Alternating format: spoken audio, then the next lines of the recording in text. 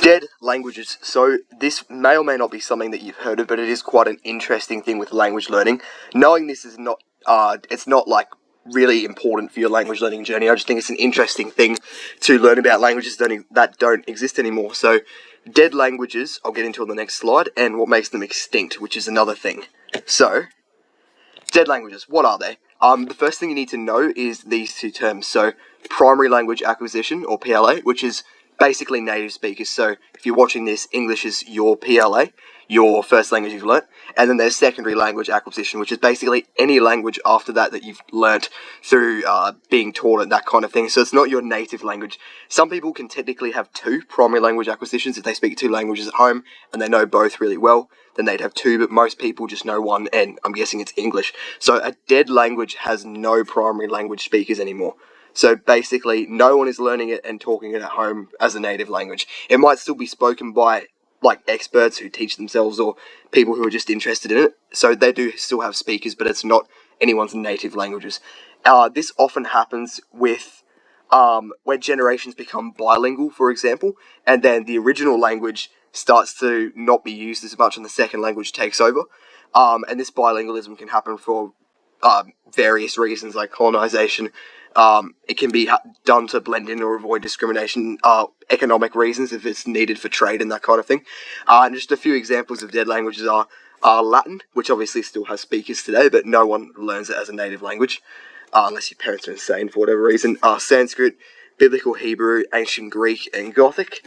And often dead languages maintain those second language speakers instead of becoming extinct, which I'll talk about on the next slide, because they're very important. So Latin, obviously, hugely important historically, and it has led to Romance languages like French, Italian, Spanish, so it's very important for people to study it and understand it.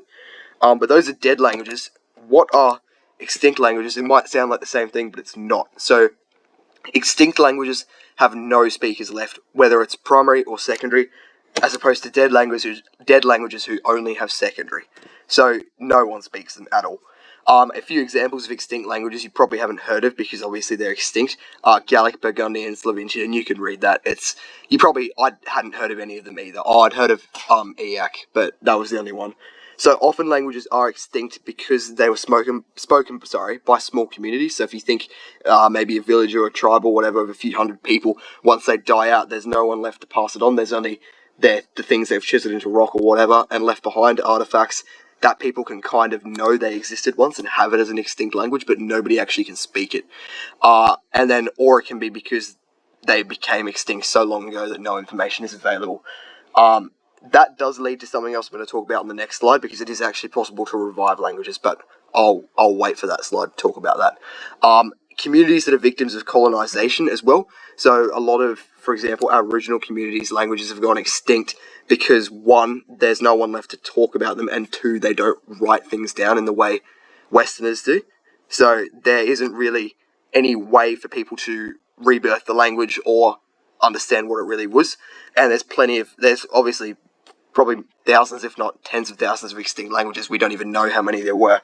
And they can be very, very difficult to revive, if not impossible. It has happened, but it's really hard on a mass scale.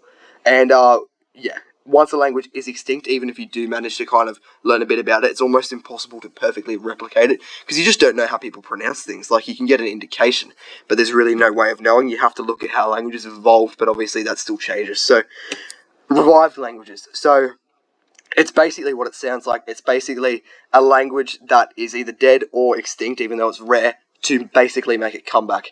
So this is done by teaching a new generation of speakers the language basically as their native language. So, for example, with a dead language, like just any dead language really, Latin, for example, if people, for example, want to start speaking Latin again, you just have to start teaching people it as a first language, which would be really weird, and it wouldn't happen, but it's possible, and it has been done with other languages before. It is also possible for extinct languages to be revived.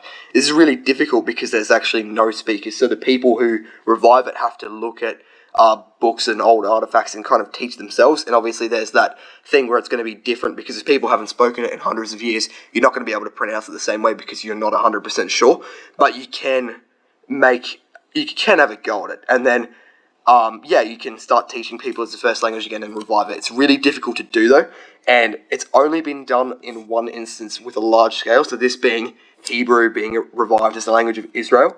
So they were able to revive Hebrew, which was an extinct language. I think for a few thousand years it had been extinct, and then now it's spoken by millions of people. Israel, I believe, has 5 to 10 million people, somewhere in that amount, and I'm sure there's other people around the world who learn it as a native language.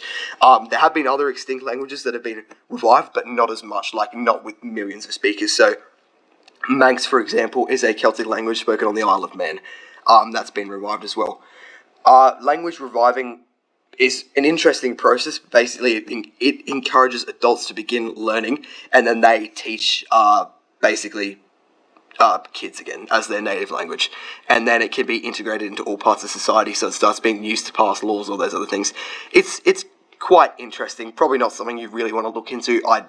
It's interesting to know, but it's definitely not important to your language learning journey. I just thought I'd talk about it because it is an interesting thing. But anyway, that'll be all, and thank you for listening.